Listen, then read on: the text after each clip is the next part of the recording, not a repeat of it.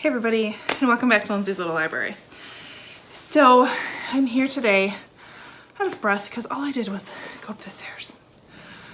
Oh, but I'm here today to go through what I read in September.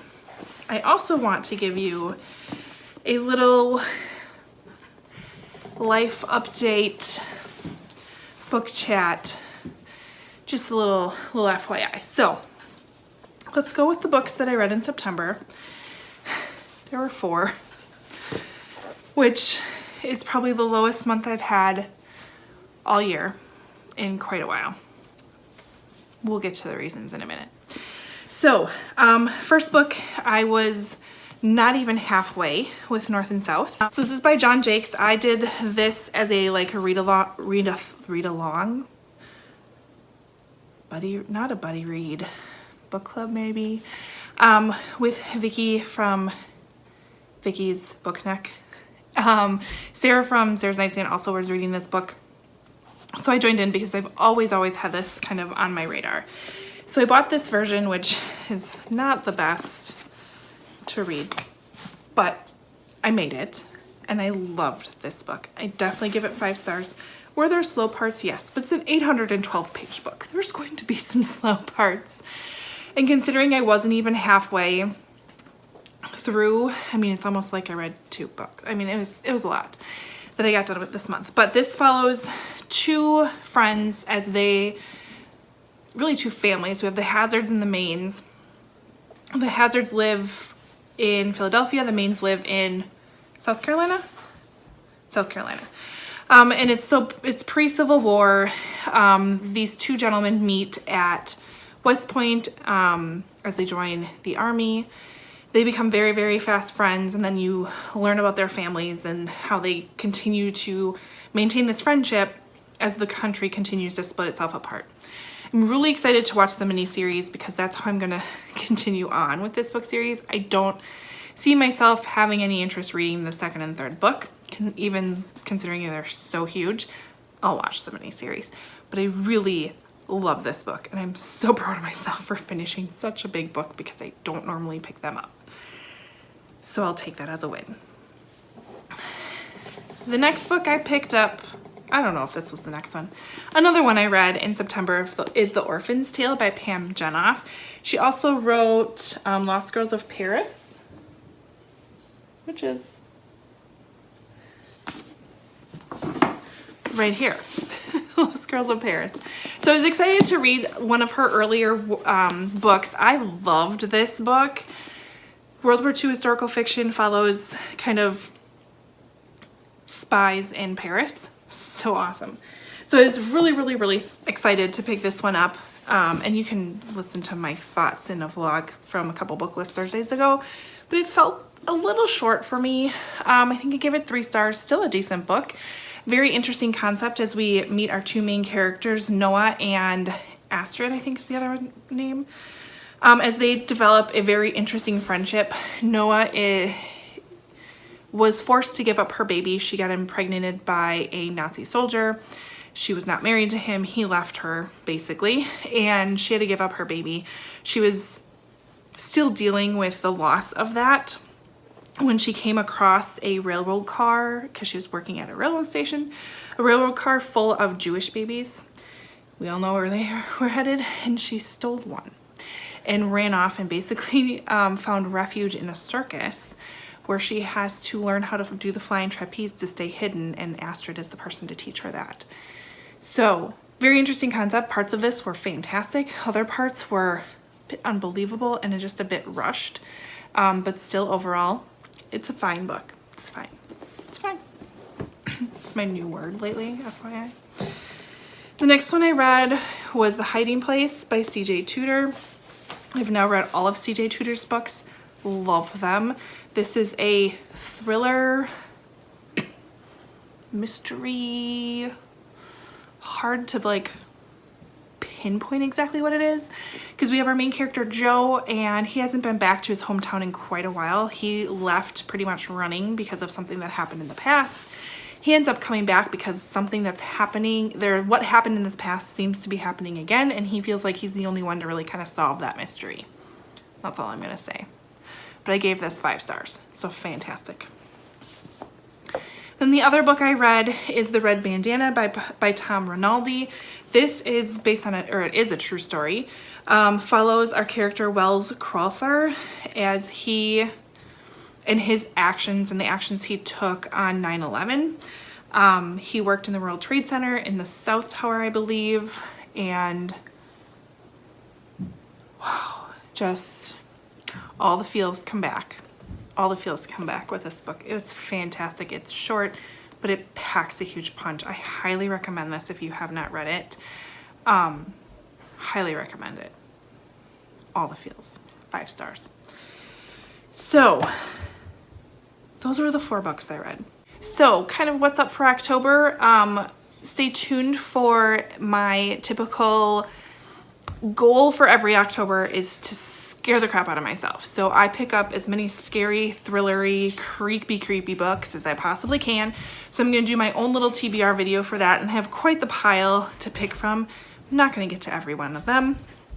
I also have one random one that I need, not random, but another one I need to make sure I get to is Where the Lost Wander by Amy Harmon. This is one of my book club's picks for October. This is, think like Oregon Trail. Did you play Oregon Trail when you were in school? Like, remember the floppy disk and like everybody died of diphtheria or whatever? This is basically it. It, like, grown up and in book form is what I'm told. So it takes place in 1853 as this family heads out on the Oregon Trail. That's all I know. That's all I need to know. And I've been told it is fantastic. So that's for one of my book clubs. Kind of in honor of Indigenous People Day. We picked this one. I don't know. It made sense at the time. The other thing I want to chat with you guys about is, and the reason I only got 4 books read this month, is we started back to school. So my kids started the beginning of September, and the way our school district did it, whether you agree with it or not, we went back as a hybrid approach. So we went back every other day. Now, to be completely honest with you, whoever's watching, our school district has screwed up on so many levels. So many levels. It began with the amount of communications that came out. They were not written for parents when they were all sent to parents. We got communications saying our kids were on A days and with it they were on B days, and then not knowing what A and B's. It was a mess. It was a mess. So once we had that figured out, we had about 3 weeks of our kids going every other day, which was hard but not impossible. And on their virtual days, they didn't have any live instruction. They had just certain either videos or homework they had to do while they were here. So I'm still working from home. My husband's working from home but goes into the office periodically. So when school started, we figured it out. He would go into the office on days my kids were at school. I would load those days up as much as I could with my work to make sure that we had a balance. And it worked great for 3 weeks. And then our college went back into session here, and our numbers in my community have spiked drastically. So schools have now been moved to all virtual as of last week. And it is a nightmare. It is, I don't know how I'm going to do this. I don't know how I'm going to help my kids. I basically have to be 3 teachers and do my job. And not that I'm teaching the class, it's more of I have to be the facilitator to make sure that they are in the meetings they have to be in at the times that they start, helping them find the links, helping them find the passwords, helping them navigate Google Classroom, making sure my 2nd grader, who is a 7-year-old boy, is going to sit and listen and watch a screen for the hour that he has to in the morning, making sure he's doing the other work he has to do. At the moment we're fighting, he's actually upstairs in his room because all I did was ask him to do his writing, and he doesn't want to do his writing.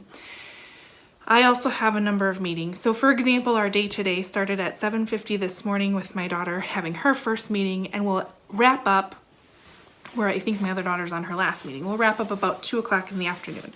And it is back-to-back Google Meets, sometimes more than one at a time between the 3 kids, not including the meetings I have for my job. We got, just yesterday I got 7 emails from 5 different teachers about instructions on what to do today, and they conflict each other, times are different with each other. It's a big struggle here. And then we have internet bandwidth issues, because if all of us are on the computer at the same time, it doesn't always work.